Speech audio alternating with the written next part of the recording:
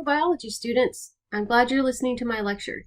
Today I am going to cover one part of Chapter 4, and Chapter 4 covers the anatomy of prokaryotes and eukaryotes. This is a long chapter, so I'm going to divide it into two parts. And in fact, the first 12 slides I'm going to cover during a Zoom meeting. And I'll record that for you to watch if you're not able to attend the meeting. So let's talk about the anatomy of prokaryotes. And in our discussion, we're going to begin with structures that are outside of the cell wall, and then we're going to move into the cytoplasm. And let's start by first talking about a glycocalyx, or that singular, plural would be glycocalyces. Not all bacteria will produce a glycocalyx. And I should note, in my discussion of the anatomy of prokaryotes, I'm going to primarily focus on the domain bacteria. Remember, organisms within the domain archaea, none are known to cause disease. So our discussion is going to be focused on the domain bacteria. And remember, those organisms are all prokaryotes. They're all single-celled organisms. They're really diverse, and their anatomy is a lot more complicated than what is usually portrayed in an introductory biology course or cell biology. Back to the glycocalyx. Now, not all organisms produce a glycocalyx, and the name glycocalyx literally means sugar coat. Okay, glyce means sweet, calyx means coat. And this is a material that is going to be produced by the bacterial cell. Okay, so it's produced inside the cell. If it's going to be a protein in nature, via gene expression, those proteins are going to be made. If it's a polysaccharide, you're going to have enzymes that are involved in assembling that polysaccharide. And this material that's made inside the cell is secreted to the outside of the cell membrane. So it's secreted to the external surface of the bacterial cell. And it is a sticky or viscous material. It's gelatinous. It's considered a polymer, and as I mentioned, external to the cell wall. So it may be made up of polysaccharides and polypeptides, or made up of polypeptides. And as I mentioned, synthesized inside the cell and secreted. So there are two types of glycocalyces. You can have a capsule. Okay, so some organisms, the glycocalyx is referred to as a capsule, and others it's referred to as a slime layer. And whether it's a capsule or a slime layer depends on the structure of that glycocalyx.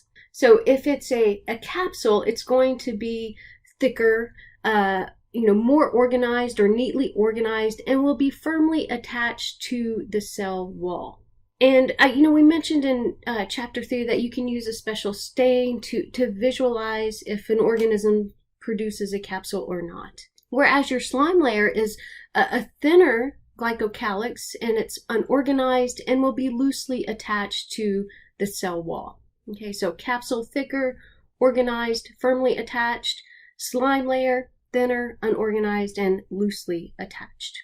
The glycocalyx, it's a very important component of biofilms, and we will discuss biofilms on numerous occasions in this class. It's a community of bacteria in their environment. Okay, it's not often that these bacteria are going to be existing in the environment as single cells.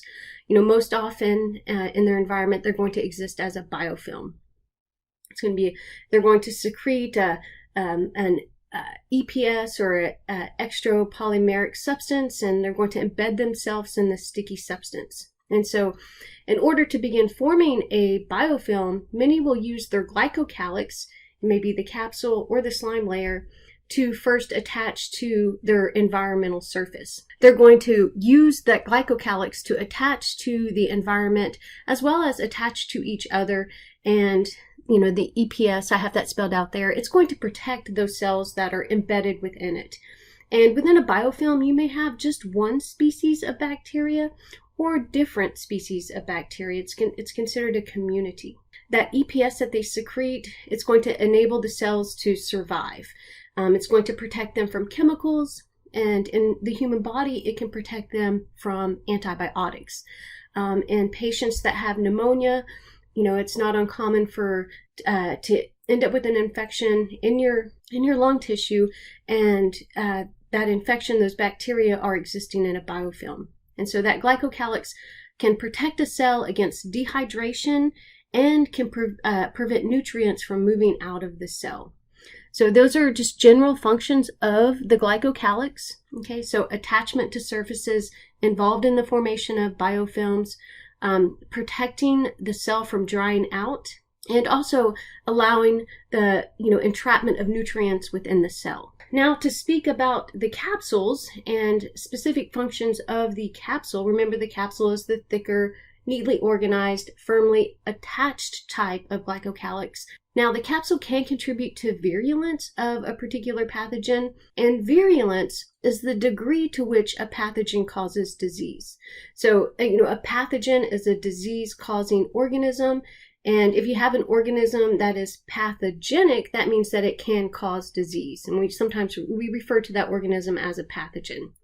Now, how severe is the disease? Okay, that's where virulence comes in. Some viruses, I know we're talking about bacteria, but, viruses cause that are associated with the common cold. People don't go to the doctor, they recover. Versus, coming down with the flu, you're going to go to the doctor, you're going to get some sort of treatment in order to overcome that infection. So 2 different pathogens and 2 different levels of virulence. One not so virulent, the other one more virulent. And so capsules will protect bacteria from phagocytosis. And so phagocytosis is going to be a process that's carried out by the host cell, immune host cells. White blood cells. Your neutrophils are a good example. It protects them by making them more difficult. That bacterial cell with the capsule is more difficult to engulf by that phagocytic cell. They don't know the exact mechanism. They suppose that it's because there's a overall negative charge on the capsule, and it's the description I use in class is, if you ever handled a wet water balloon, they easily slip out of your hands. Okay, it's hard to grip them, and that's a good analogy to the capsule. It's like the bacterial cell is surrounded by a slippery coating that makes it difficult for the phagocytic cell to surround and engulf that bacterial cell. Organisms that produce capsules are Bacillus anthracis, that causes anthrax, and Streptococcus pneumoniae, that causes pneumonia.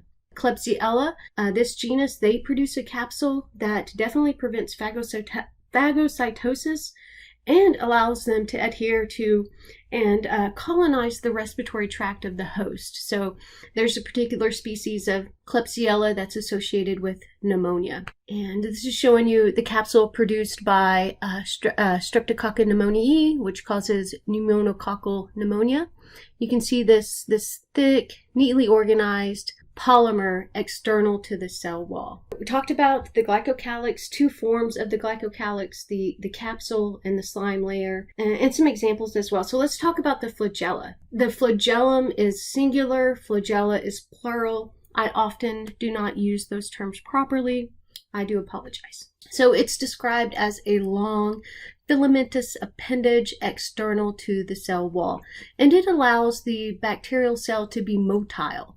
And the flagella in your bacteria, it is going to provide a different type of motion than what you would see in a eukaryotic cell. So in a eukaryote, you had the whip-like motion, but in bacteria, it's more of a propeller-like motion, and it allows them to swim as well as glide. Okay, so swimming and gliding. And there's some terminology that we use to refer to the flagellum, or flagella, plural. If a bacterial cell is described as atrichous, they lack a flagella. If they are peritrichous, they have flagella over the entire surface. So it's going to allow a greater degree of movement.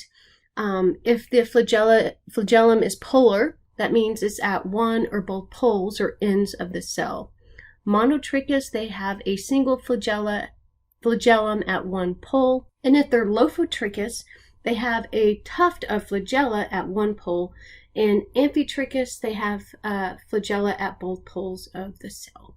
So some terminology just to refer to the placement of those flagella, and it's going to vary. And this is just showing you the various arrangements of bacterial flagella. So you can have peritrichus, so over the entire surface, monotrichus, lophotrichus, where you have just a tuft of flagella, and then amphitrichus and polar. All bacteria are going to have a flagellum or flagella. About half of your rod-shaped or bacilli are going to have a flagella. The bacillus is the rod-shaped. Half of those have a flagella. All of your spiral and vibrio or curved shaped bacteria will have a flagella. Very few of your cocci have a flagellum, and that is because many of those organisms are adapted to a dry environment. A great example would be Staphylococcus aureus. That is going to be a spherical or a coccus-shaped bacteria, and they live in a dry environment and they do not need a flagella. Whereas E. coli inhabits your large intestines, and it's a moist environment, and they do have a flagella. Bear in mind, not all have a flagella. Those that do it's going to be involved in motility. There are three parts to the flagellum. A filament, which is the long outermost region, and that is this darker blue color here, and it's going to have a rotation or a rotating movement. The hook is the wider region at the base of the filament, and it connects the filament to the basal body. So this is the hook. Okay, and it's composed of many different proteins, and this is what you're seeing in this top diagram is the hook. And then the basal body consists of a rod and a pair of rings through which the rod passes. So that rod is going to pass through the rings, and those rings are going to help anchor that flagellum into the cell wall and to the plasma membrane. And it's the basal body that's going to rotate, thus rotating the filament. And the energy that is going to help turn that basal body, and it's like a little motor, is going to be via a proton gradient or a proton motive force. And it's enough force or energy to move that flagellum 1500 RPMs. A proton motive force is going to be a proton gradient, where you have more protons on one side of the plasma membrane than the other, and as those protons pass through the membrane, they're going to provide the energy to rotate that basal body. Now let's talk in detail about the three major parts of a flagellum. So the filament is the filamentous part, and it is composed of many copies of the single protein flagellin. The flagellum is composed of flagellin, and the filament is composed of flagellin. And so these proteins are going to be intertwined into a helix. Okay, so they intertwine and form a helix, and the helix is going to surround a hollow core structure. And there's many variations of the flagellin protein, and it can be used as an antigen. So H antigen is referring to the proteins within the flagellum, and they can be used to distinguish serovars of certain species of bacteria. One example would be E. coli 0157H7. So this particular serovar of E. coli, the H7, refers to the flagella protein, specifically a variation of the flagellin protein. Now, early on, this type of way to notate the various serovars of E. coli was useful, but we have discovered more strains or subtypes of E. coli, and now we classify the E. coli based on virulence factors. So E. coli 0157 is now considered EHEC, and it's enterohemorrhagic. So you don't often see, this reference in your textbooks. They're kind of moving toward these classifications based on virulence factors, and we'll talk more about that later. Now, there's differences in flagellum structure depending on if you're looking at a gram-positive bacterium or a gram-negative bacterium. And so we're jumping ahead of ourselves a bit because we haven't talked about the cell wall. And gram-positive bacteria have a really thick cell wall, and it's composed of peptidoglycan. Okay, so this dark region is showing you the cell wall. which is external to the plasma membrane. And for the gram-positive bacterium flagellum, they have one pair of rings that are part of the basal body that are going to be anchored to the plasma membrane. So you just have this one pair of rings anchored to the plasma membrane, and the rod passes through the rings. And now with the gram-negative bacteria, they have a cell wall of peptidoglycan, but a second part of their cell wall is an outer membrane. So they have a plasma membrane, they have a thin layer of peptidoglycan within it's called the periplasm, between the plasma membrane or cell membrane and the cell wall. And with the gram-negative bacterial flagellum, you have a filament, you have a basal body, just like you would see in a gram-positive organism, but now you have two pairs of rings. You have an outer pair of rings that are going to be embedded in that outer membrane as well as the peptidoglycan layer. And then you have an inner pair of rings that are embedded in the cell membrane. Cell membrane, plasma membrane, terms used interchangeably, but when we're talking about bacteria, those are your two forms of flagellum that you see if you're either a gram-positive organism or a gram-negative organism, specifically bacterium here. The long whip-like portion of the flagellum is called the filament. Filaments are composed of many identical globular protein molecules called flagellin. Molecules of flagellin form helical chains around a hollow core. Certain pathogenic bacteria can be identified and classified by differences in their flagellar proteins. In contrast with eukaryotic flagella, no membrane covers the filament of a prokaryotic flagellum. The whip-like filament inserts into a curved structure called a hook. The hook is composed of a different protein and connects the filament to the basal body. The basal body is composed of different proteins than the filament and hook. The basal body is composed of a rod and a series of either 2 or 4 rings, which anchor the flagellum to the cell wall and allow the flagellum to rotate 360 degrees. You're viewing a flagellum from a gram-negative cell. A gram-positive cell would only have 2 rings in its basal body, both of which are attached to the plasma membrane.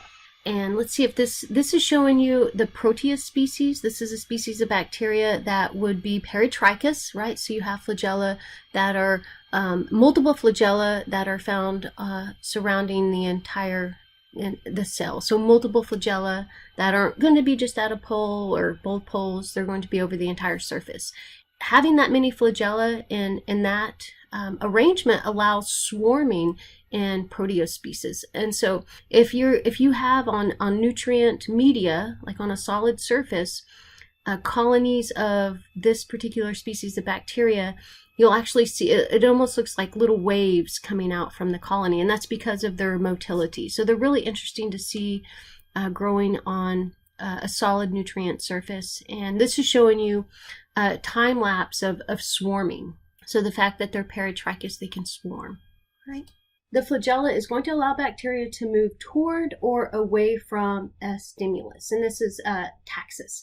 So positive taxis would be toward, negative taxis would be away. If it's going to be toward or away from a chemical stimuli, that is chemotaxis. If it has to do with light, that is phototaxis. And depending on the direction of the rotation, you can either get a run or a tumble.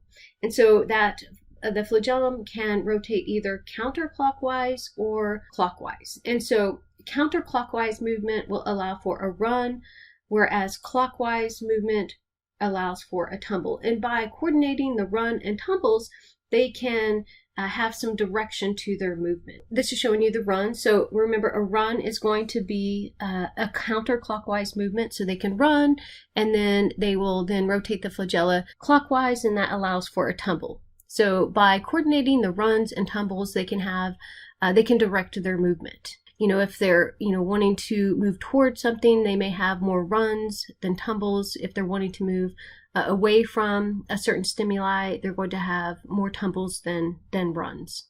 And remember, like, you have to imagine these organisms, equate our size to a watery environment. It would be like us swimming in molasses. Now, it is important to note the type of flagella that we would see in the archaea. And in fact, we do not call it a flagella, we call it an archela. So these are going to be for those cells that are within the domain archaea, prokaryotic cells, they have an archela. And it's made of glycoproteins known as archelins. You'll have a knob-like structure that anchors the archela to the cell. And singular for archela is archelum. And it's going to rotate like the flagella. And this structure I pulled from this paper here in eLife shows you the archela. Okay, so this is going to be similar to the flagella in bacteria, but we find it in the domain archaea, or at least for those organisms that do have a means of motility. When we're talking about spirochetes, they have a special type of flagella, and it's sometimes referred to as an axial filament or an endoflagella.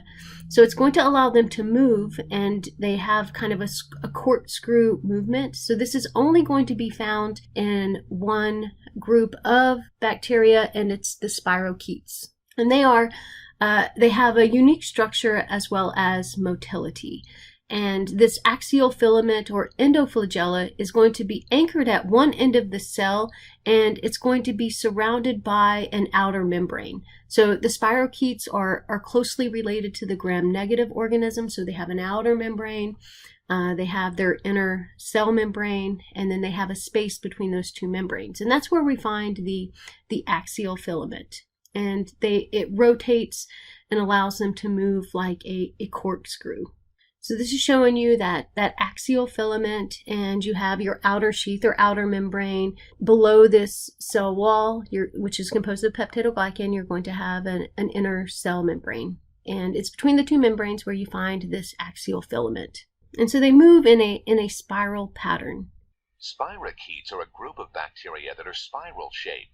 They move in a corkscrew-like fashion, using flagella that do not protrude from the cell wall like typical flagella.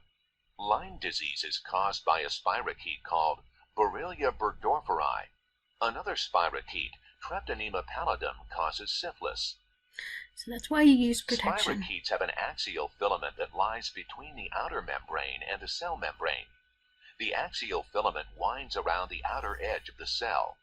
The axial filament is made up of a bundle of modified flagella called endoflagella. Rotation of the endoflagella causes the axial filament to rotate around the bacterium, which causes the spirochete to corkscrew through its medium. It is thought that this manner of movement allows the spirochetes to move more easily through viscous human tissues and fluids, such as mucus. Then they can easily attach to the cells below. So we're still talking about structures that are outside of the cell wall. So we've talked about the glycocalyx, the two forms of glycocalyx, and the flagellum or archelum. And now we're going to talk about fimbriae, or fimbria singular. These are going to be hair-like appendages that allow for attachment, and they can occur at the poles of a particular cell or will be evenly distributed over the entire surface. And they're going to be in numerous, so a few to several hundred. Many gram-negative bacteria will have fimbriae, and so they can be used for to adhere or attach to each other, so to other bacterial cells, or they can be used to attach to surfaces. And they are involved in forming biofilms. The fact that these fimbriae allow them to attach to surfaces that will allow them to then begin to form a biofilm. And it's an aggregation of bacterial cells on a surface embedded within that sticky substance. Or it may be on epithelial cells within the body. Okay, so when we start talking about the pathogenesis of bacteria and virulence of bacteria, we're going to talk about fimbriae again, because they will have molecules on the fimbriae that are going to be used in attaching to host cell surfaces. Pili, singular pilus, these structures are going to be longer than the fimbriae and typically are going to be fewer in number. So maybe just one pilus or two pili. And they are involved in a type of motility known as gliding and twitching motility. Now, they are also used in conjugation. Conjugation is the process that your bacteria use to exchange plasmids. And plasmids are these extra chromosomal molecules of DNA that, aren't critical for, the normal function of the cell. Oftentimes, the plasmids will carry genes that allow for antibiotic resistance or the production of toxins. Okay, and its conjugation is the process that bacterial cells will come together and exchange that plasmid or plasmids. So gram-negative bacteria use a sex pili or sex pilus for conjugation.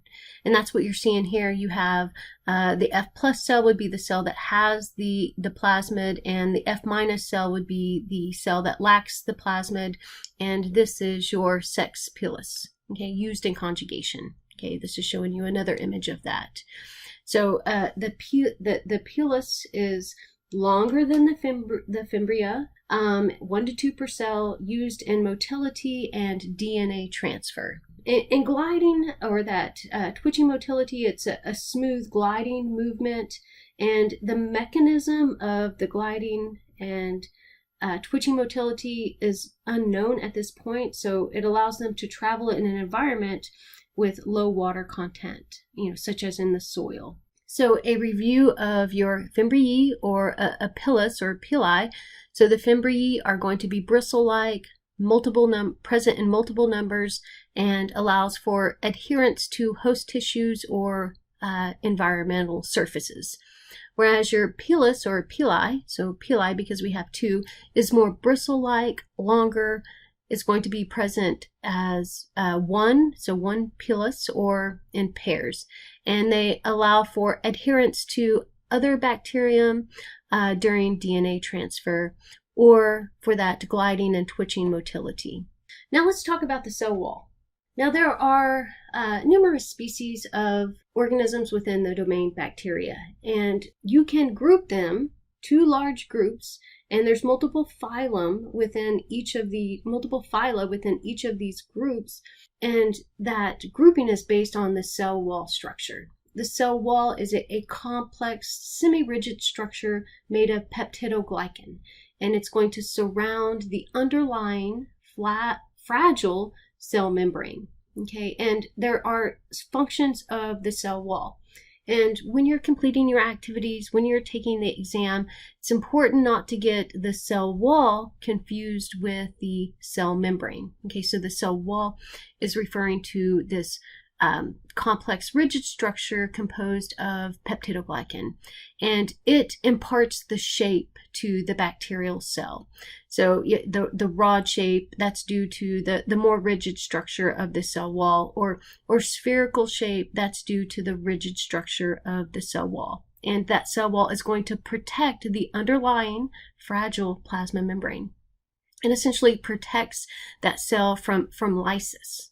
And it's interior of the cell from adverse changes in outside environment, protecting the cell from injury, essentially. Okay, so it's a protective barrier. Now, it is permeable, though. Sometimes I forget to mention this, that the cell wall is a permeable structure, but it is rigid. So bacteria are going to be in an environment that is hypotonic to the cell. Water's constantly going to rush in, and that cell wall protects the cell membrane from lysis, okay, or osmotic lysis.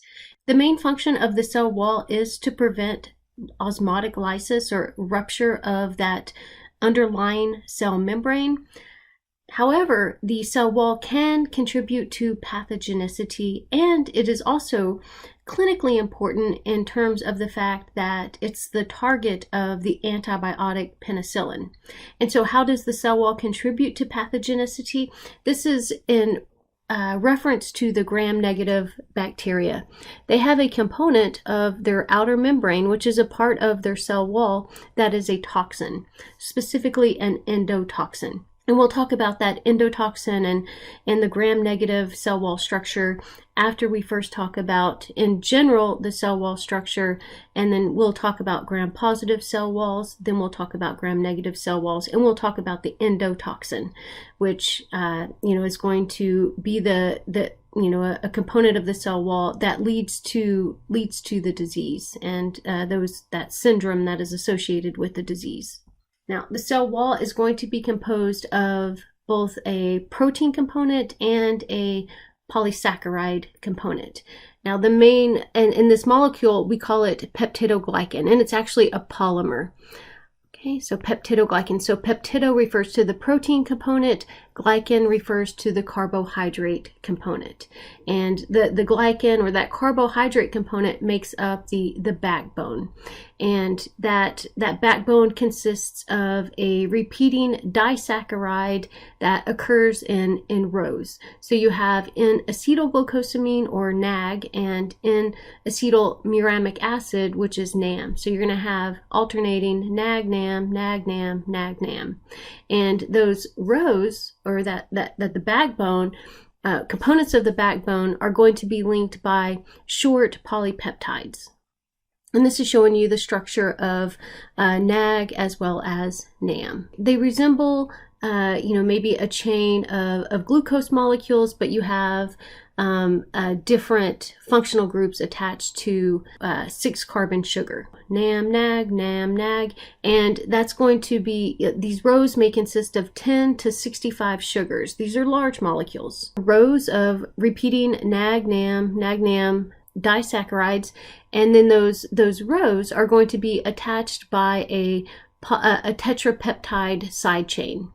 And you may have multiple rows of the peptidoglycan that are linked together, and the multiple levels or layers are going to be linked via short peptides. This is kind of the basic structure of the bacterial cell wall, but you will see variations. So with the gram-positive, you definitely have multiple layers, whereas the gram-negative will have fewer layers of that, the carbohydrate backbone. Now, I mentioned that penicillin will target the peptidoglycan component of the cell wall, and these arrows are showing you the specific target of penicillin.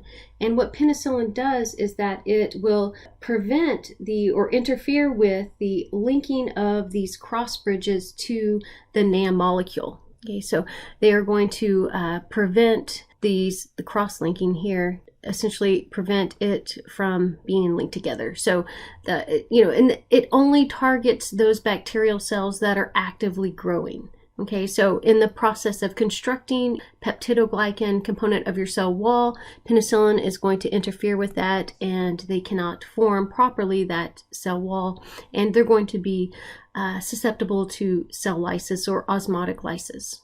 So they're parallel tetrapeptides, and they're going to be bonded to each other or linked by a peptide cross bridge. So you're going to see variations in the basic architecture, but these are just a general overview of the structure of peptidoglycan. What's interesting is that these amino acids that make up the peptide, they're going to alternate in D form, L form, D form, L form. We talked about those stereoisomers of amino acids, and in nature, you encounter the L forms. So our cells, bacterial cells, are going to use the L forms of amino acids to produce or create or construct proteins. Okay. However, the D form, the bacterial cell is going to utilize an enzyme to convert the L form to the D form of that amino acid, and it's going to be enzymes that are constructing these tetrapeptides. So these short peptide chains are not made by the ribosome. These are constructed or joined together by an enzyme. So that's different, and we don't see this occurring in a eukaryotic cell, but we do see this in bacteria, and it's how they construct their cell wall. Each of these glycan chains are going to be large molecules, and we have the alternating NAG-NAM, that is your carbohydrate backbone. It may consist of multiple layers of these long rows of peptidoglycan, and they're connected by the side chain of 4 amino acids, and then you have your peptide cross bridge. Okay, so it's the tetrapeptide chain that's connected to NAM, and then those chains are then connected via these cross bridges. Now, we do see differences between the gram-negative cell wall and the gram-positive cell wall. So let's first just talk about the structure of the gram-positive cell wall. The gram-positive cell wall is going to have a thick layer of peptidoglycan. And you will have, so essentially several sheets of peptidoglycan stacked upon one another, forming a thick, rigid structure. Okay, it's rigid, but it's not impermeable. Okay, so it is going to be porous, which would allow molecules to be able to reach the cell membrane so that they can either be transported actively into the cell, or will diffuse into the cell, or somehow transported into the cell. This, it's thick, it's rigid, but it's not impermeable. And one thing that's unique about the gram-positive cell wall is that you have teichoic acid. These are going to be embedded in the cell wall. Lipoteichoic acids link the cell wall to the plasma membrane, and then wall teichoic acids that will link the peptidoglycan layers together. And teichoic acid is a sugar alcohol, so the sugar is it's essentially a glycerol as well as a phosphate, and it is a polymer. So it's this glycerol phosphate polymer, and it's going to, as I mentioned, either be bound to the peptidoglycan or to the cell wall. And the teichoic acid, this molecule carries an overall negative charge due to the phosphate and will impart that negative charge to the cell wall. It allows for regulation of traffic of cations into and out of the cell. Really, they're not too sure what teichoic acids, what the function of these molecules are, but they think they are involved in regulating the traffic of cations, so they will have a positive charge into or out of the cell. And the polysaccharides and teichoic acids also provide antigenic specificity, so enabling identification of gram-positive. So they can be, they're antigenic, which means that they will induce the host cell to produce antibodies. And antibodies are going to specifically bind to these antigens. And so they can be, targets. You can use prepare antibodies in the lab and then target these molecules with the antibodies for identification. So this diagram is showing you the basic structure of your gram-positive cell wall. And so, and although you're just seeing, you're seeing a cutout of the cell wall, bear in mind that cell wall is going to surround the entire cell, and it is external to the plasma or cell membrane. So you have multiple layers of those rows of the glycan, so the NAM and NAG repeating units, tetrapeptides that link to NAM, and then those tetrapeptides are linked by those cross chains. And the black lines are those teichoic acids. Okay, so the wall teichoic acids attach the layers together, so they're attached to the peptidoglycan, and then your wall teichoic acids are going to be attached to the underlying plasma membrane. Okay, you'll have various proteins in the plasma membrane, and as I mentioned, it is a porous structure. Here is a diagram of the gram-positive bacterial cell wall. Now, bear in mind, this is just a cutout of that cell wall, and it's going to surround the entire cell, and it is external or exterior to the plasma membrane or cell membrane. So here would be your cell membrane, and this is your cell wall, okay, shown here. So in this diagram, you can see that you have multiple layers of those rows of the glycan component of the peptidoglycan. So repeating disaccharides, NAG-NAM, NAG-NAM, NAG-NAM, so on. You have the short tetrapeptide that links to the NAM, and then those tetrapeptides are linked by the cross bridges. You can see here you have your wall teichoic acids that are linking to the peptidoglycan. They're going to be covalently linked to the peptidoglycan, specifically the glycan portion.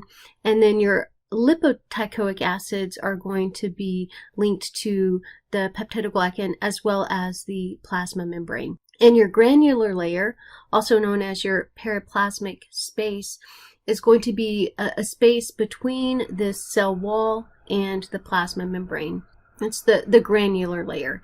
And that granular layer is going to be where you find parts of the lipoteichoic acid. Remember, the penicillin is going to target these cross-links between the tetrapeptide and the cross bridges and prevent the proper assembly of the cell wall. And without a functional, properly assembled cell wall, the cell is going to be subject to lysis.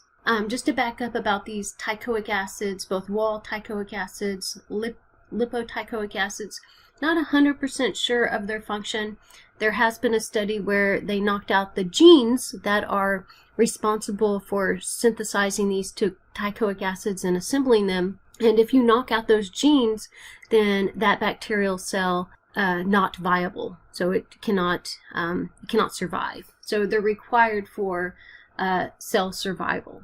Okay. So cell death would occur if you knock out the genes that are involved in synthesizing those teichoic acids. Okay, and as I mentioned again, they are involved in regulating the traffic of positively charged ions, cations, into and out of the cell. And this is a more blown up diagram of the gram-positive bacterial cell wall. Okay, your periplasmic space, which is also known as the granular layer, and your multiple layers of the carbohydrate backbone.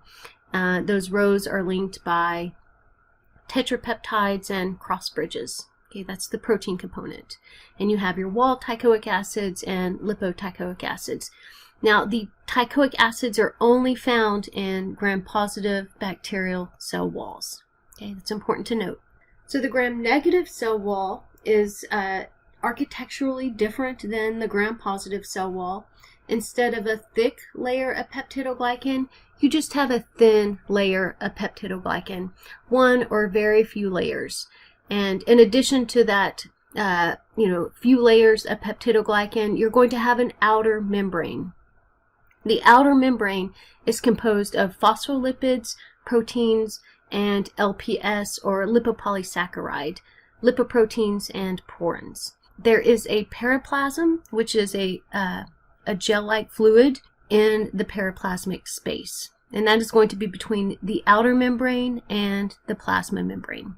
So it's within this periplasmic space that you find the thin layer of peptidoglycan. Okay, and the outer membrane contains protein channels called porins, and they're going to selectively allow small molecules, peptides, nucleotides, vitamins, nutrients such as iron into the periplasmic space. Remember, the cell wall is, it's not, in gram-positive cells it's porous, and in gram-negative cells you have that outer membrane that is going to regulate what can enter that periplasm or the periplasmic space, and eventually what can enter the bacterial cell. Okay, so the cell, that bacterium needs nutrients, needs certain vitamins, amino acids, things that are required for survival. And the porins will allow those molecules to enter the periplasmic space so that they can be utilized by the cell.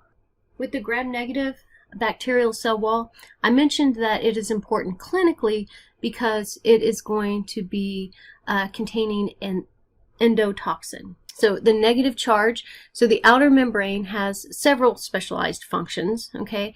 It will carry an overall negative charge due to the lipopolysaccharide, and that will aid in allowing that bacterial cell to evade a phagocytic cell. Okay, so that negative charge is kind of like, the slippery water balloon example, right? And it also provides a barrier to digestive enzymes, heavy metals, detergents. So it's often more difficult to treat an infection that is caused by a gram-negative bacterium versus an infection caused by a gram-positive organism. And it has a lot to do with this cell wall structure. Now, another important in terms of, clinic, or, in terms of medicine, when we say clinically speaking, how does it affect, or how does it relate to human disease, okay?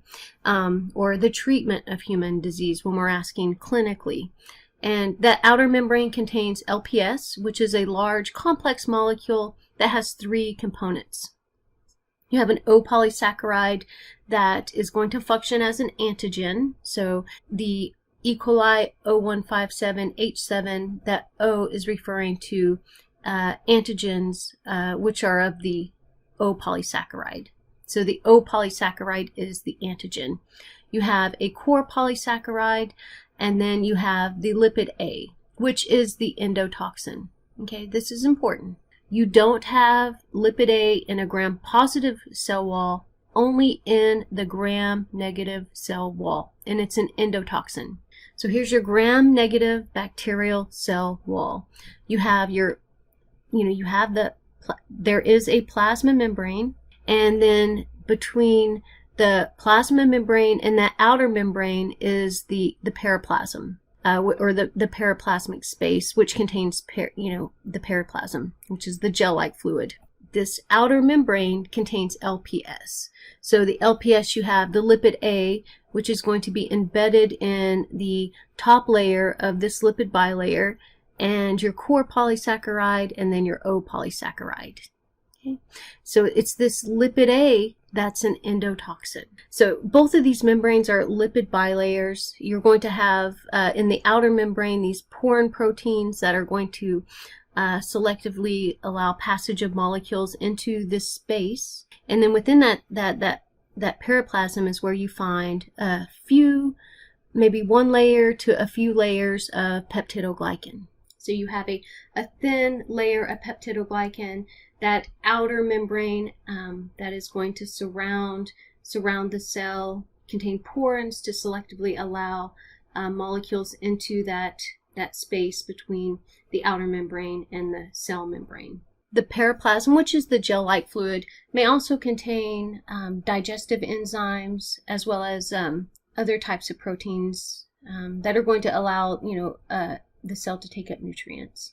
This outer membrane is going to act as a barrier to detergents, bile salts, and as I mentioned, it has a negative charge so that it will allow that cell to evade the phagocyte. This is just showing you a larger version of that diagram that we just talked about. And again, the lipid A, I can't stress, know that it's an endotoxin. And we'll talk about endotoxins when we get to chapter 15. That chapter's actually already posted. Most of the damage that bacteria are going to do to host cells is due to toxins. The endotoxin is a component of the gram-negative cell wall. And if you've ever had an infection due to a gram-negative organism, the doctor may have told you that you may feel worse before you get better. And that's because once that antibiotic starts working and killing the gram-negative cells, it's going to cause those cells to lyse, and it's going to release the endotoxin. And so yes, you may feel worse before you get better. Okay, and that's why, because of the endotoxin.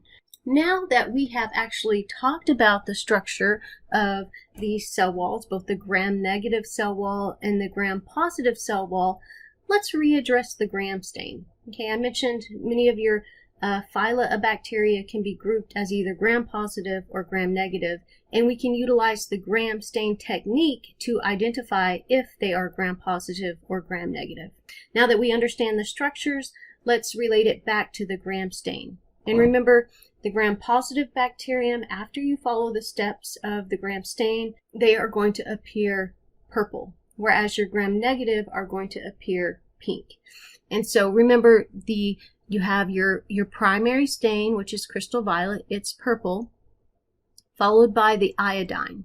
And that crystal violet and iodine form a complex within the cytoplasm that will not be able to leave a gram-positive cell because the alcohol, which is the third step in the gram stain technique, dehydrates the peptidoglycan, trapping the crystal violet iodine complexes.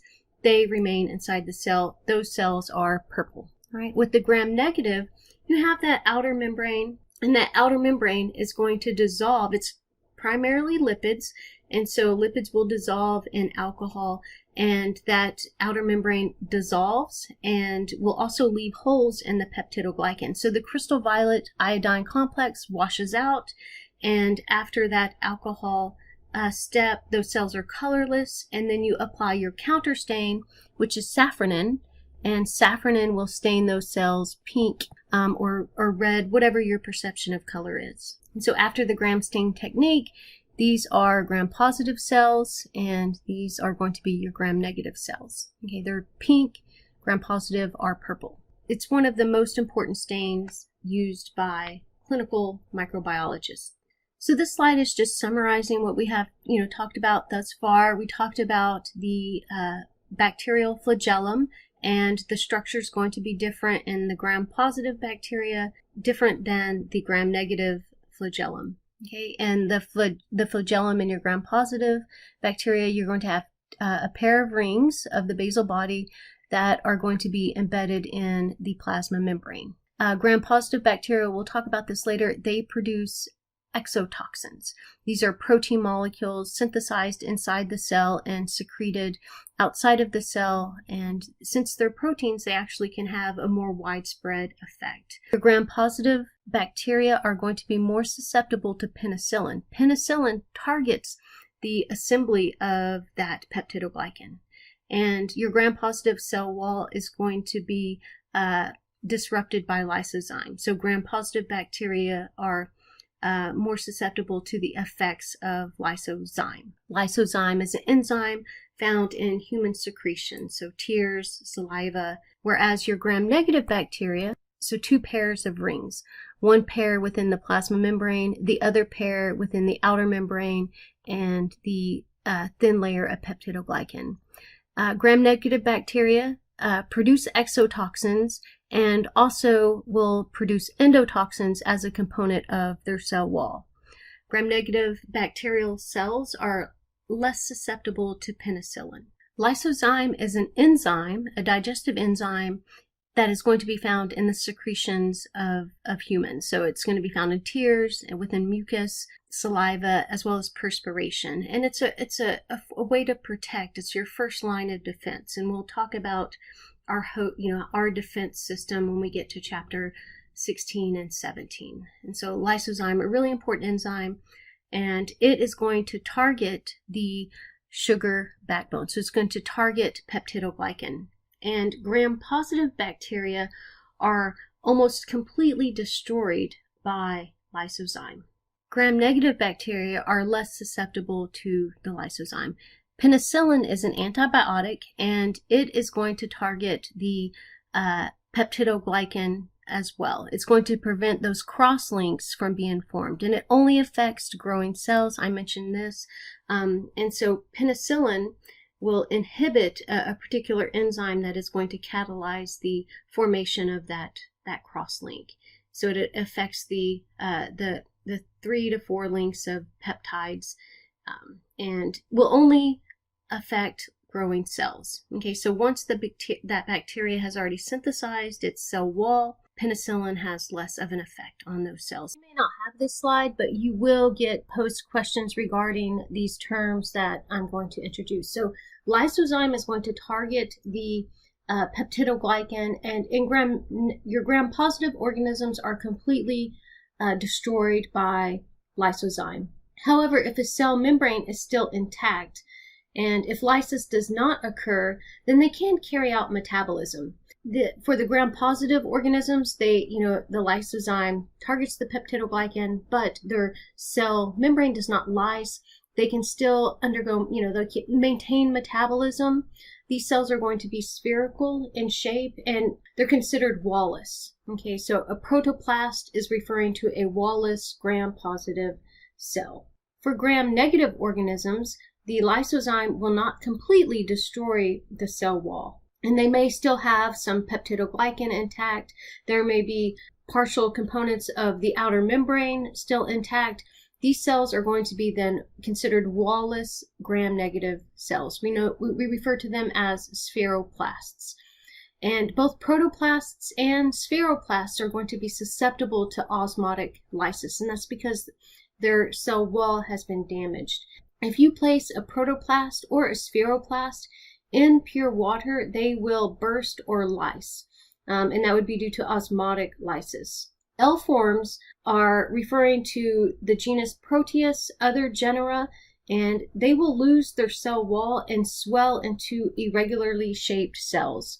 This may occur spontaneously, so the formation of L forms may occur spontaneously, or it will occur if those cells are exposed to penicillin or lysozyme. The L forms still can divide, and they are also able to reform their cell wall.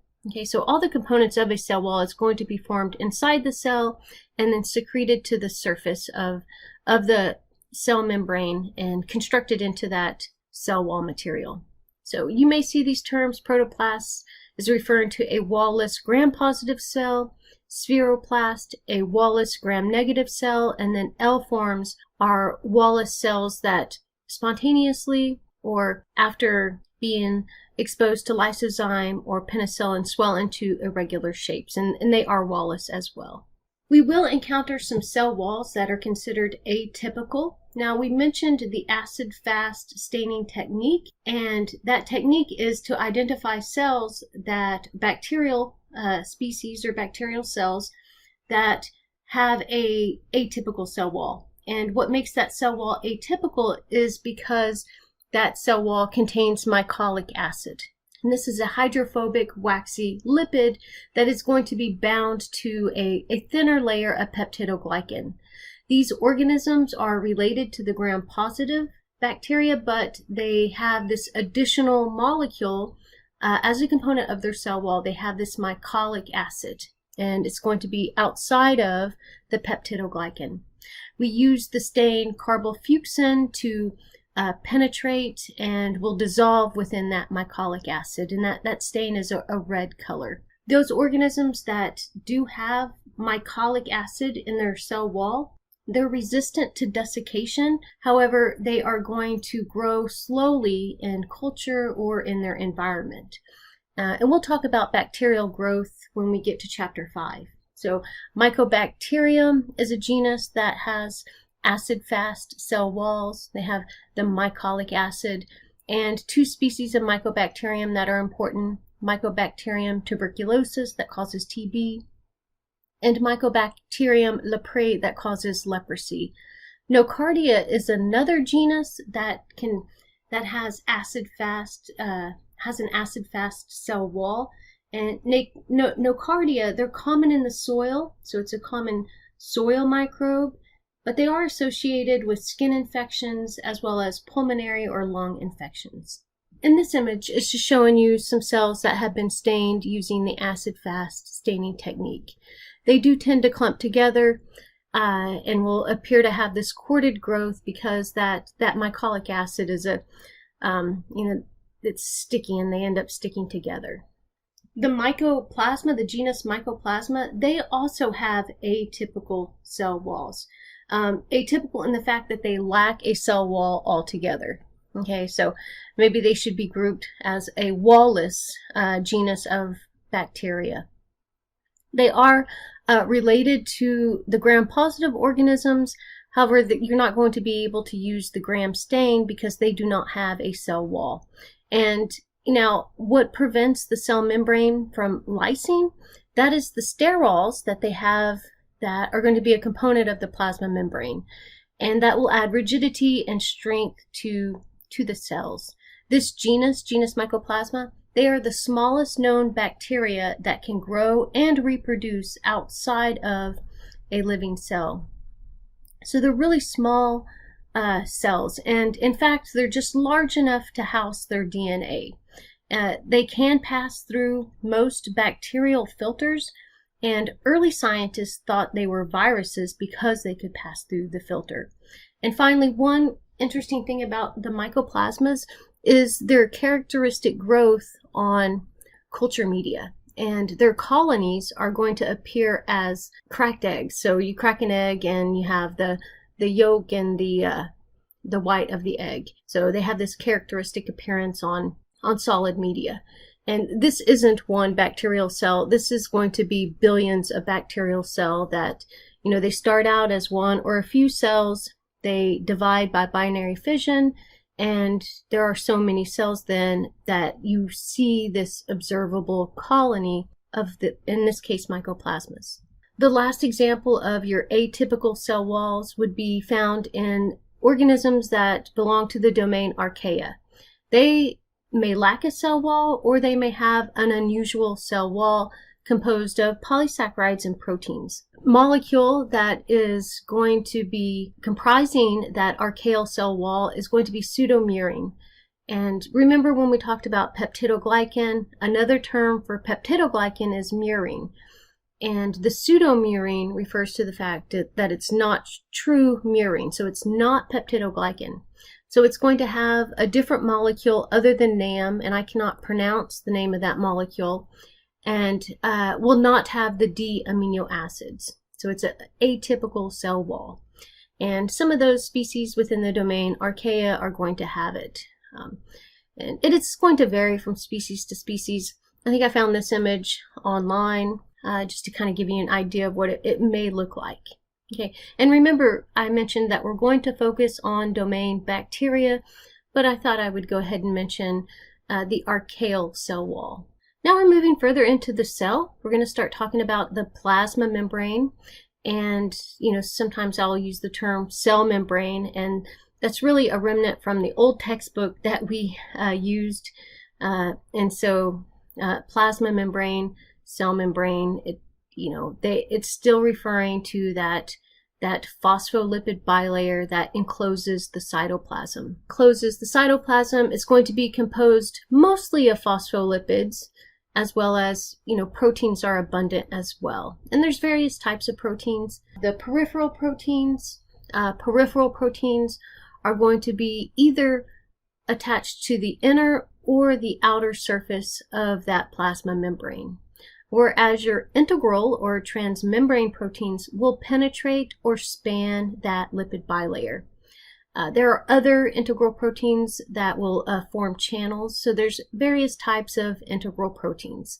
They may be involved in, it may be a receptor to detect a chemical or even detect light, be able to detect certain nutrients, or it's going to be a transport protein. So various proteins are going to be integral proteins, as well as various proteins are going to be peripheral proteins as well. So this diagram is just showing you your typical lipid bilayer as well as those proteins. And these are phospholipids, so nothing, out of the ordinary of what you would expect to find in a plasma membrane. The peripheral proteins, some of those proteins may be catalyzing reactions, or they may be a scaffold for support, or even helping to mediate shape changes of that bacterial cell. If they're on the inside, that protein, that integral protein may be a ribosome. So on the inner surface of the plasma membrane, you may have ribosomes that are attached, synthesizing proteins that may be secreted from the cell or exported from the cell. And your integral proteins, as I mentioned, here's an example of an integral protein. They are going to span the membrane or penetrate the membrane. Most will completely penetrate. Others may just be partially penetrating the membrane. So if they span the membrane, we call them a transmembrane protein. Some serve as channels through which substances will enter and exit.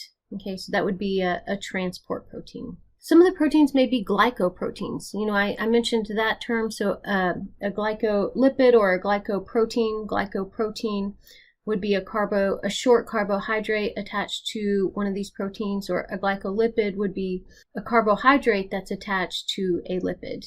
And they may be on the outer surface of the membrane, so they're peripheral proteins, or they could be integral proteins. And they're involved in maybe lubricating the cell, or involved in cell-to-cell or cell-to-cell interactions. Most important function of the membrane is going to be to provide a selective barrier, or a selective semi-permeable barrier that's going to allow certain molecules, certain ions to pass more easily than others, hence selective. So it's in your membrane, we can use the plasma membrane, we can use the fluid mosaic model to describe the plasma membrane. Okay, so you have mostly phospholipids that can rotate and move laterally, and proteins that are either attached or embedded within that phospholipid bilayer can also move freely. And those proteins are going to have various functions. The plasma membrane is described as self-sealing. So if you were to disrupt the membranes, just slightly, they will reassemble into this lipid bilayer. And that has to do with the chemistry of those phospholipids. Those molecules are amphipathic, and so they are going to self-assemble into that lipid bilayer. The plasma membrane does have some important functions. The most important function of the plasma membrane is to serve as a selective barrier or a semi-permeable barrier. So it allows for selective permeability. So that means that some molecules can easily pass the plasma membrane while others cannot. Molecules that are small, uncharged, nonpolar, they are going to easily diffuse through the membrane, such as carbon dioxide or oxygen. Now, ions can pass, but if they would pass slowly. Large proteins, toxins, things that would be damaging to the bacteria would not be able to pass. So it's selectively permeable. The plasma membrane will also contain enzymes for ATP production. So the electron transport chain, which is a series of proteins, non-protein complexes that are going to be, it's going to be many redox reactions, and you have electrons traveling, we say, down the electron transport chain to eventually generate ATP. So you could say that most of the ATP produced in a bacterial cell, at least one that is utilizing either aerobic or anaerobic respiration, that bacterial cell, most of that ATP is going to be produced on the plasma membrane. And you may also have enzymes that are breaking down nutrients. I mentioned you may have ribosomes that are associated with the inner surface of the membrane, and those ribosomes are going to be synthesizing proteins. Certain bacterial species that can photosynthesize are going to have photosynthetic pigments within enfoldings of the plasma membrane. These enfoldings that contain the photosynthetic pigments are known as chromatophores. These would be found in an organism such as cyanobacteria. So cyanobacteria, they can photosynthesize. Alcohols, some of your detergents such as quaternary ammonia, will target and destroy the plasma membrane. Like alcohol, will dissolve the bilayer. Some of your antibiotics will also target the plasma membrane. So those antibiotics that target and damage the plasma membrane, that will allow nutrients to leak out. Essentially, it causes cell lysis when you target, damage that plasma membrane. The plasma membrane separates the non-living exterior environment from the living interior cytoplasm of the cell. This image is just showing you what those chromatophores would look like using a transmission electron microscope. And they are going to be these pigments, these photosynthetic pigments are essentially found in these enfoldings of the plasma membrane. There are various processes that are going to move materials across the membrane, and there's going to be a steady traffic both into the cell and out of the cell. Some of these processes are described as passive.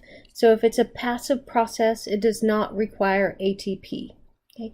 So passive processes, molecules, nutrients, whatever it may be, oxygen, carbon dioxide, are going to move from where those molecules are of a higher concentration to where they are of a lower concentration. And so no energy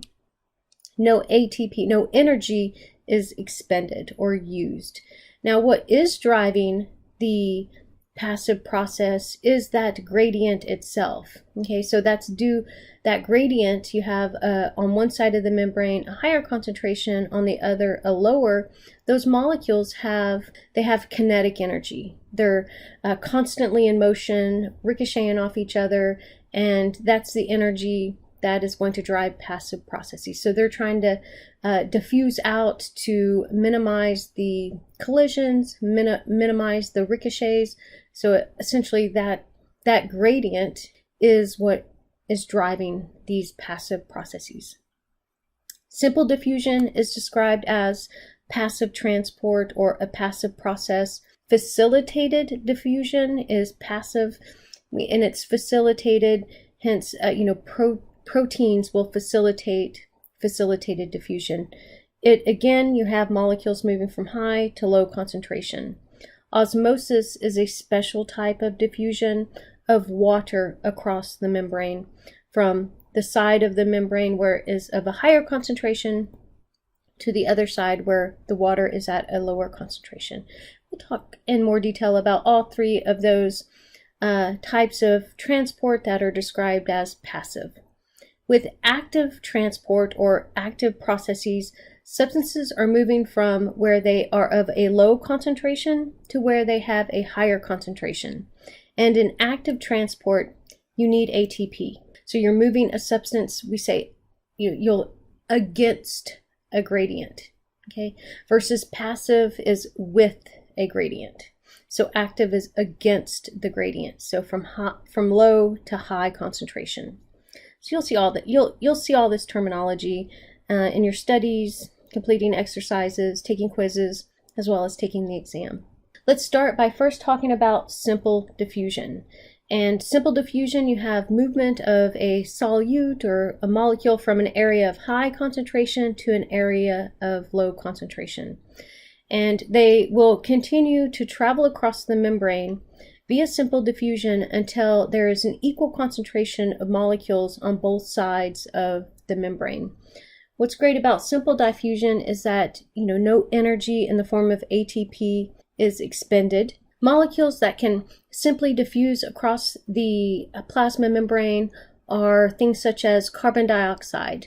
It's a nonpolar molecule, so carbon dioxide, oxygen can simply diffuse. Water can diffuse across the membrane. Now, water is a polar molecule. It does that by squeezing in between the phospholipids. Okay, phospholipids. They have a hydrophobic tails, hydrophilic heads, and in order to be able to pass through the plasma membrane, you have this interior part that consists entirely of those hydrophobic tails.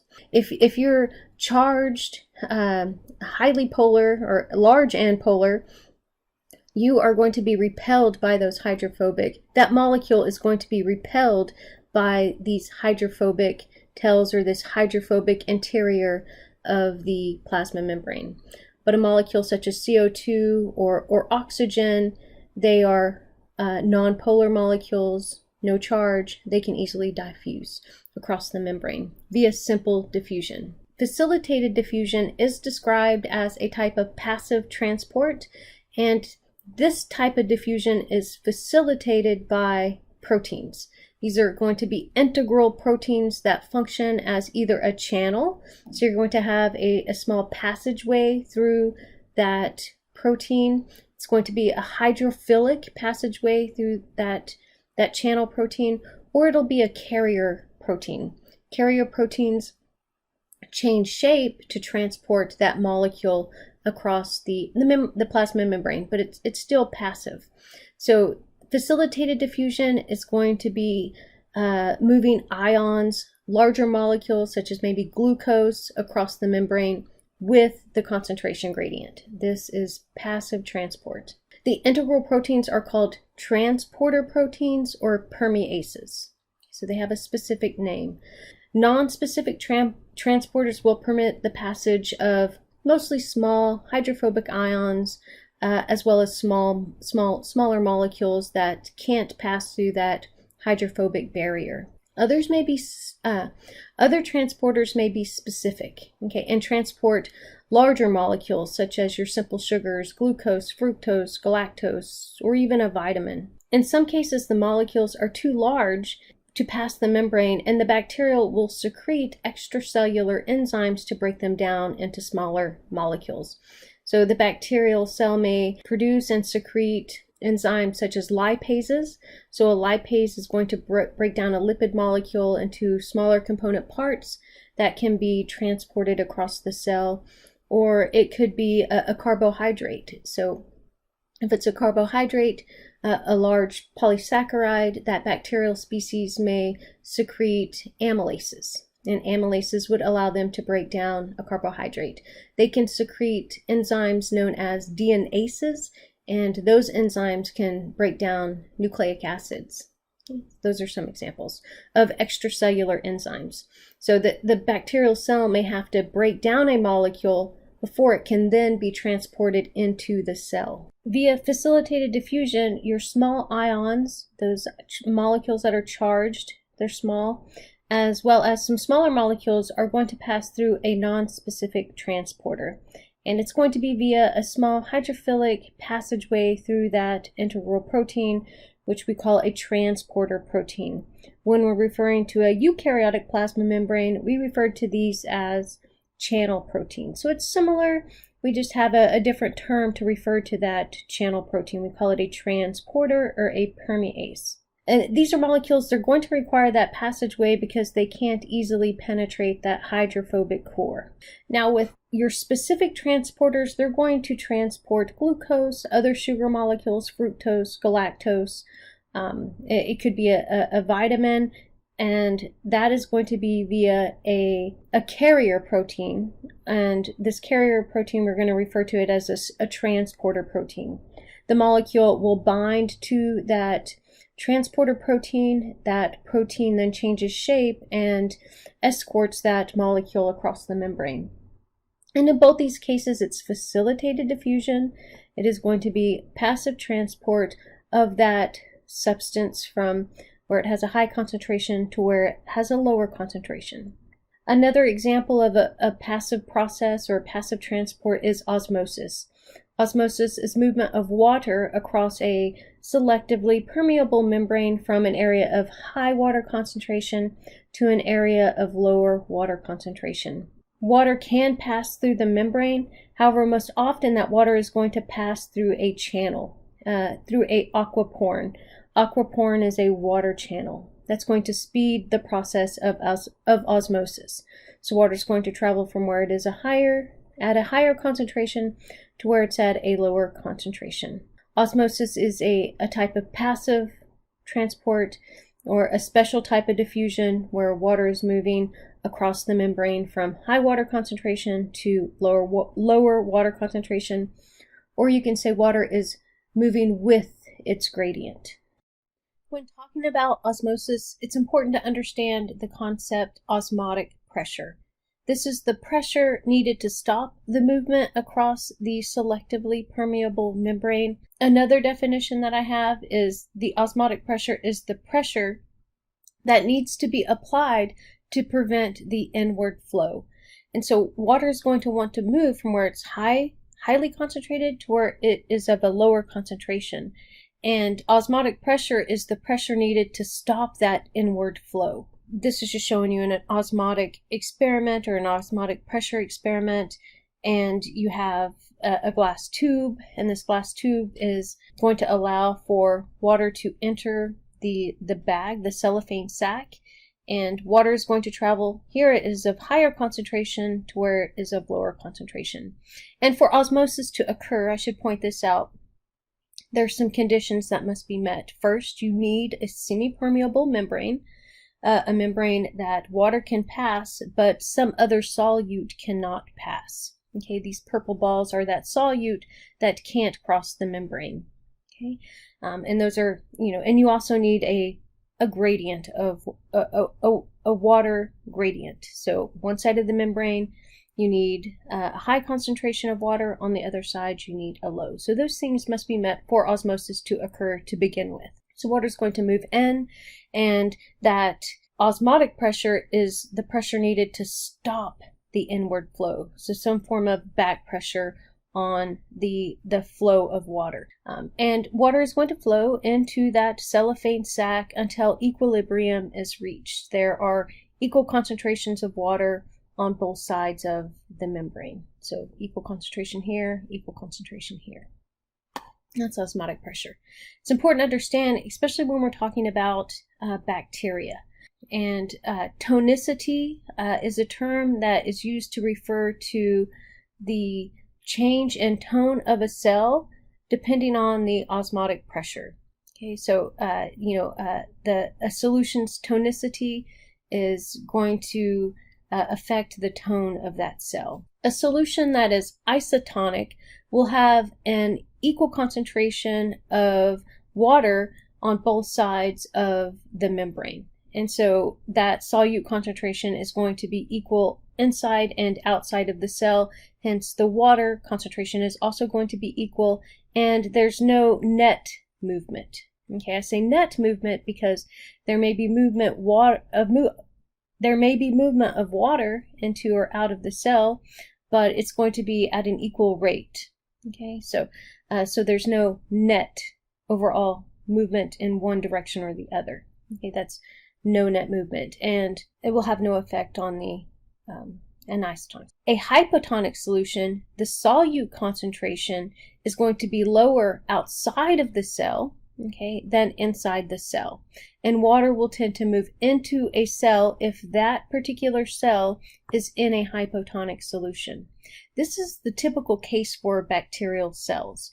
They are typically in an environment where there are way more solute particles inside the cytoplasm of that cell compared to outside of that cell. And water will move in, and that will increase the osmotic pressure. And that means you're going to have, the pressure needed to prevent the inward flow is going to be higher. And if a cell does not have a cell wall to protect it, cell lysis can occur. In cell biology, in eukaryotic cells that do not have a cell wall, this would cause that cell to swell, possibly burst or lyse. A hypertonic solution will have a solute concentration that is higher outside of the cell than inside. So that hypertonic solution has a higher solute concentration than what you would find inside the cell. And water is going to move out of the cell. And that will cause the plasma membrane to be pulled away from the cell wall, and that causes plasmolysis. Active processes are going to be required when the environment has a low concentration of that particular molecule. Molecules that are actively transported are going to be things like those ions, sodium, potassium, protons, calcium ions, chloride ions. Amino acids may be actively transported, even simple sugars. Bacteria are going to find themselves in an environment that has a low concentration of these molecules that are needed for the cell to grow or divide. When we talk about bacterial growth, we're talking about bacterial binary division. Okay, they're able to divide. So they're going to be in an environment, nutrients are low, and the cell is going to rely on these active transport processes to bring into the cell these needed molecules. Active transport requires a transporter protein and ATP. So energy is going to be expended in the process of active transport.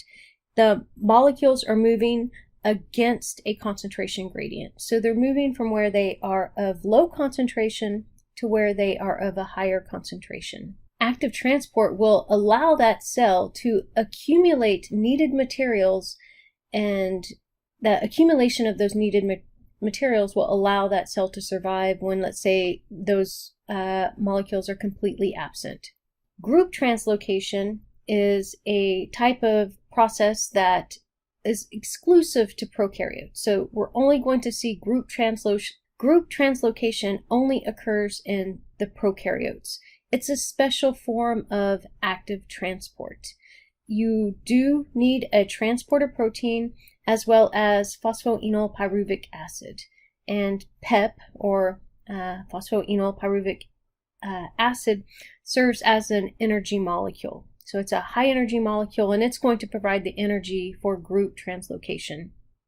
As that molecule is transported through this specific transporter, it is going to be altered as it crosses the membrane. And as I said, group translocation is exclusive or only found occurring in prokaryotes.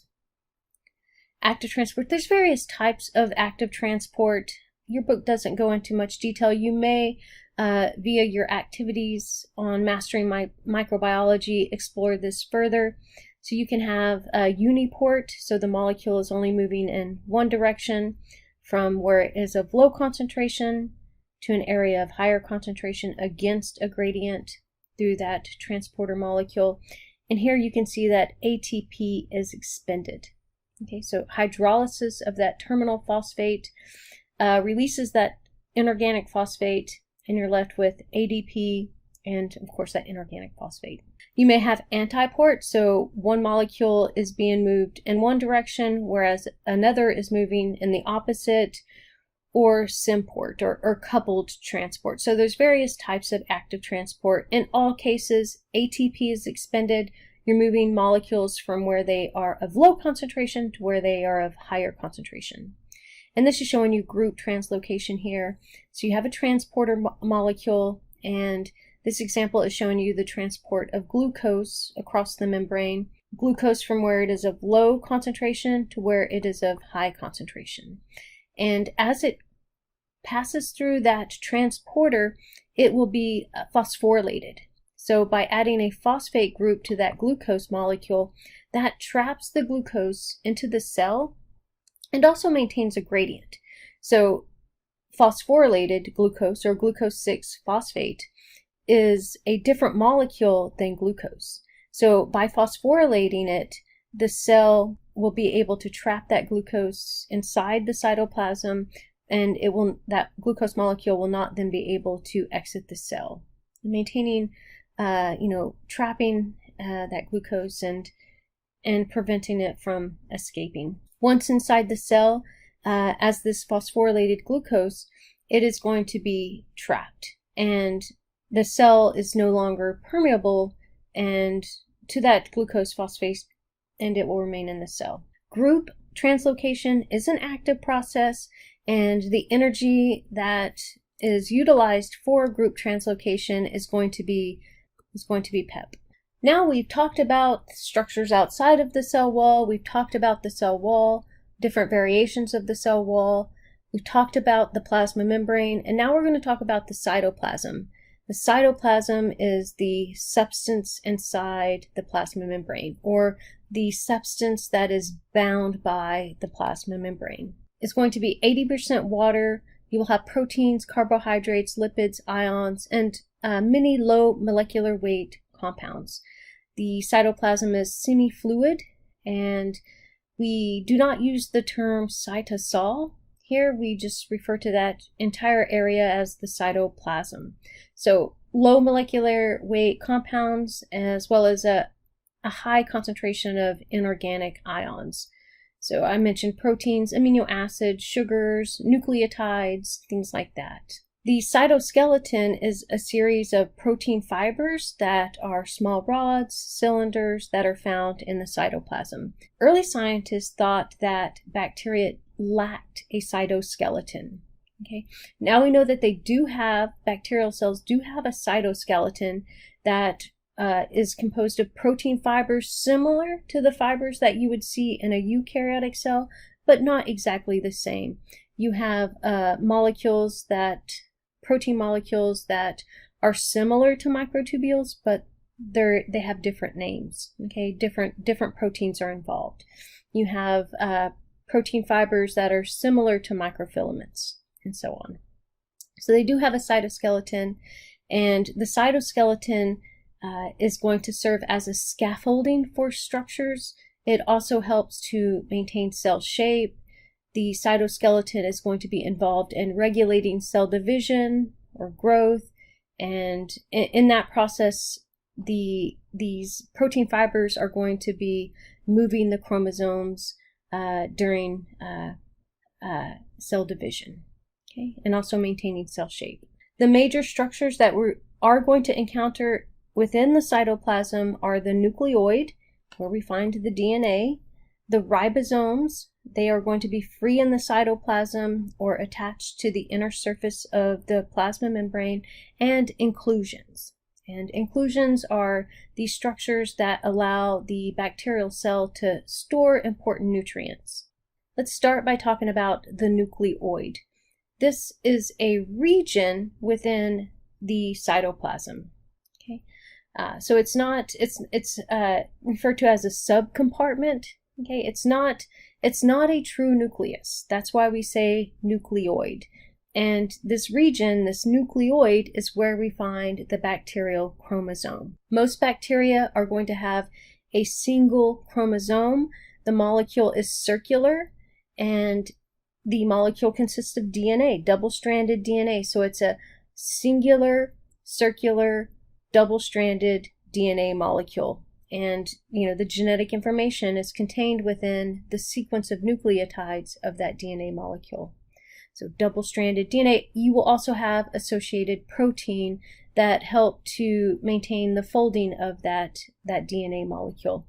So I said most bacteria have a single circular chromosome. There are some exceptions.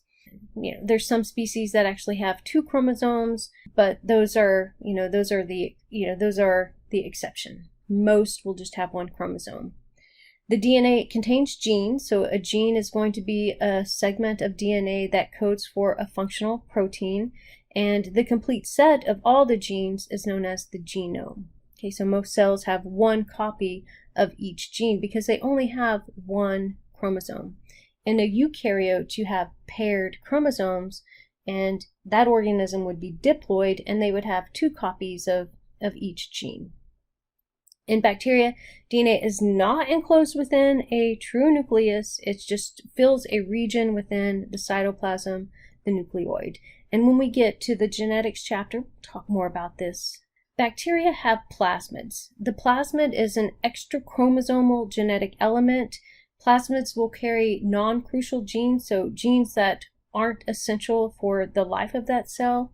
These genes may code for an enzyme or molecule or some structure that allows that bacterial species to be resistant to antibiotics, or will allow that bacterial cell to produce toxins. Okay.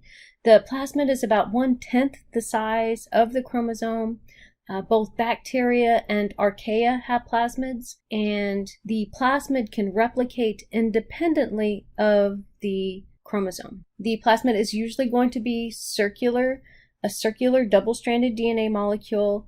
I mentioned it's not required for cell survival, and it essentially provides genetic flexibility. It's going to provide genetic flexibility, a lending library of information, and plasmids can be shared from one bacterial cell to the other. Both gram-positive and gram-negative bacteria will have plasmids. Some may have more than one plasmid. Ribosomes are the site of protein synthesis, and the ribosomes are either going to be free within the cytoplasm. Those ribosomes would be synthesizing proteins that are utilized in the cytoplasm, or the ribosome may be loosely associated with the inner surface of the plasma membrane. Those ribosomes that are associated with the plasma membrane are going to be synthesizing proteins that are secreted from the cell. And a bacterial cell may have tens of thousands within that cytoplasm, so many that the bacterial cell will appear grainy, as if there's a lot of grains within the cytoplasm. The prokaryotic ribosome does differ from the eukaryotic ribosome in the number of proteins, so the number of proteins that are a structural component of those subunits, and will have the number of ribosomal RNA molecules. So prokaryotic ribosomes will have fewer ribosomal RNA molecules. Those ribosomal RNA molecules are going to be catalyzing certain chemical reactions that are part of the process of protein synthesis or translation. And we'll talk in more detail about ribosomes later when we get to the gene expression chapter. I believe that's chapter 8. So, therefore, the prokaryotic ribosome is smaller and less dense. It is composed of 2 subunits, a 30S ribosome and a 50S ribosome. The S is the Svedberg unit, and it's essentially refers to the sedimentation rate that would occur in a centrifuge. A centrifuge is this machine that will spin at certain force.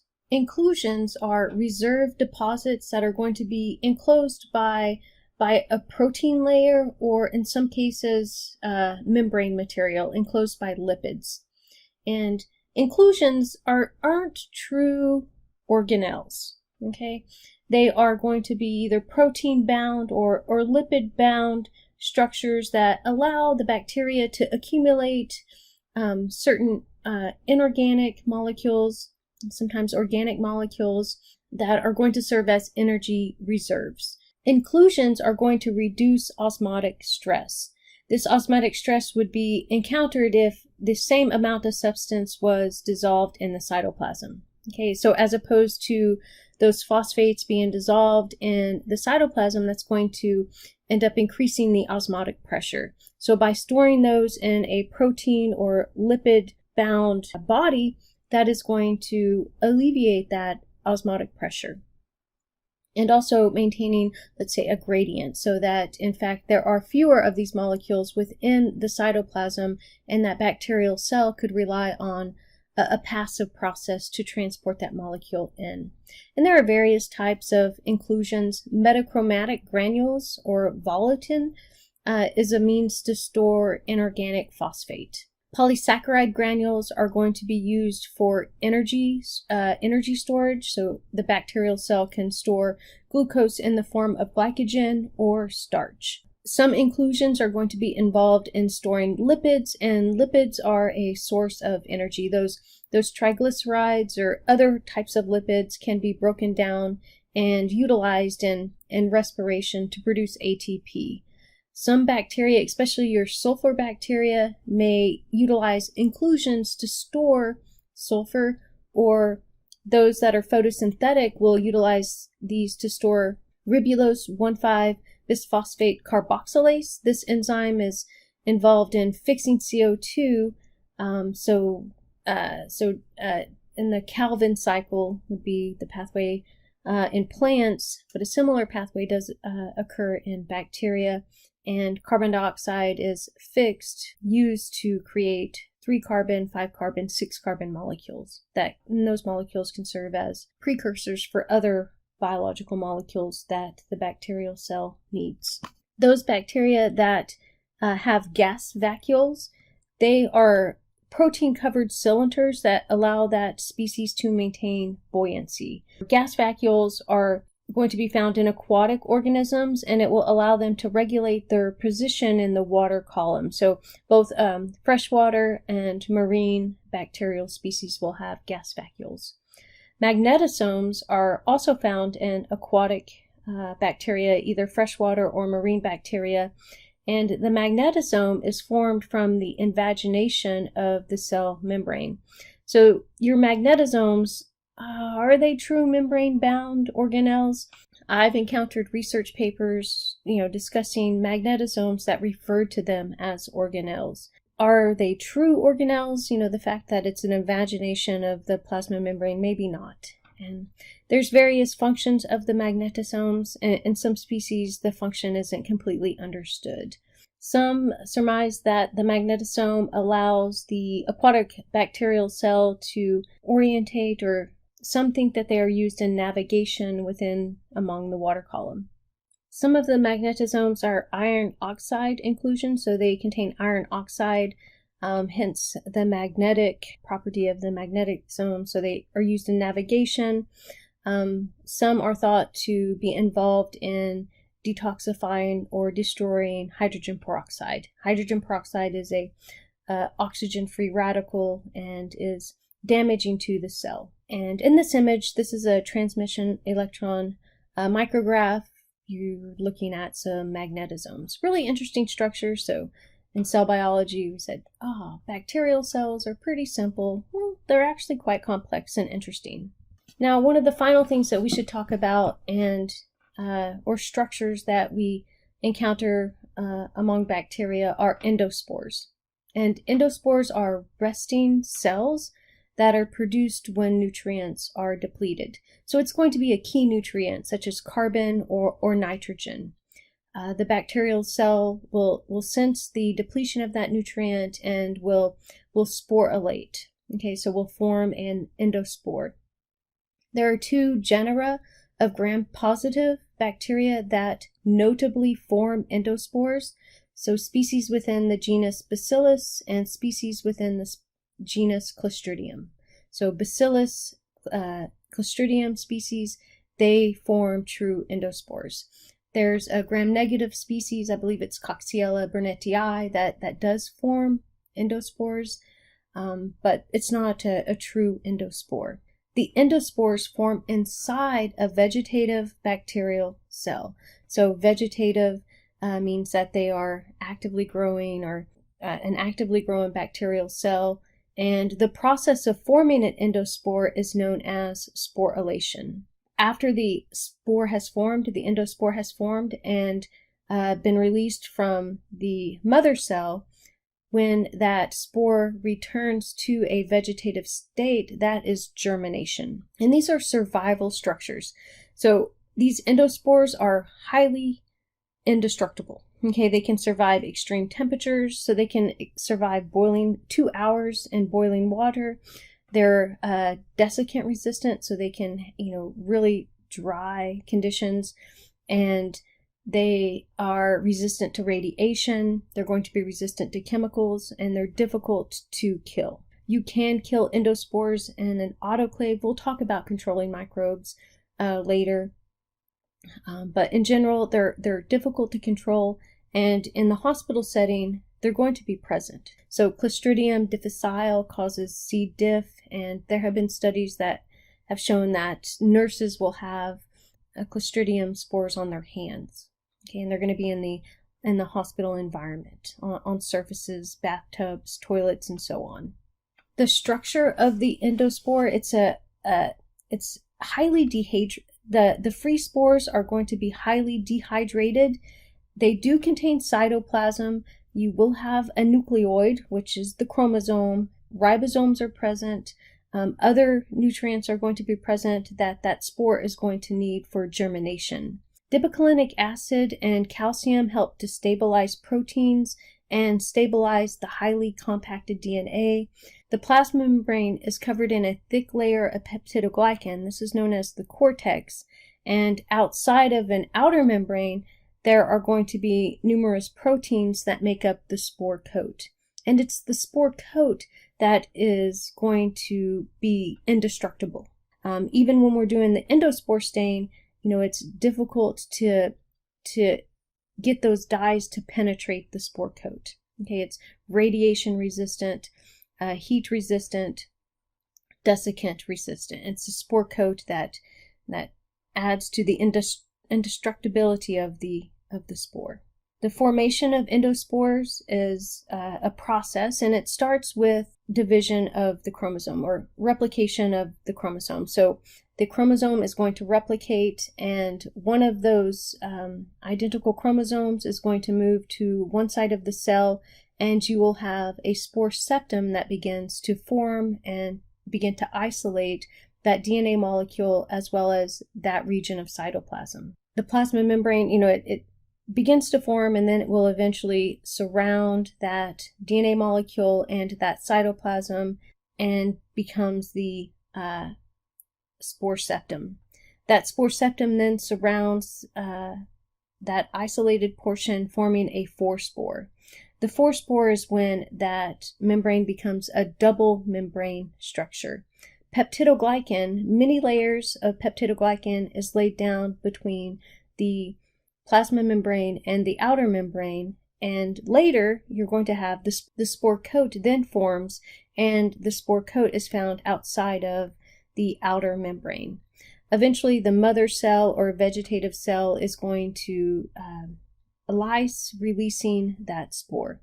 So this is a freed spore, so when it's no longer inside the mother cell or vegetative cell, it's a spore. When it's inside the cell, we refer to them as endospores, but oftentimes we just refer to them as endospores. This is a nice TEM showing you the endospore. So within the cytoplasm, you're going to have a highly compacted DNA molecule. Other molecules are present, ribosomes. You do have the cytoplasm. You have there is a plasma membrane. You have the peptidoglycan is outside of the plasma membrane. There is an outer membrane, and outside of the outer membrane, you have that thick spore coat. This is an endospore of Bacillus subtilis. Now that was the end of the first part of this chapter, and the second part's going to be really short, and we will focus on the eukaryotes and their cellular structure and make important comparisons between the eukaryotic cell structure with the prokaryotic cell structure.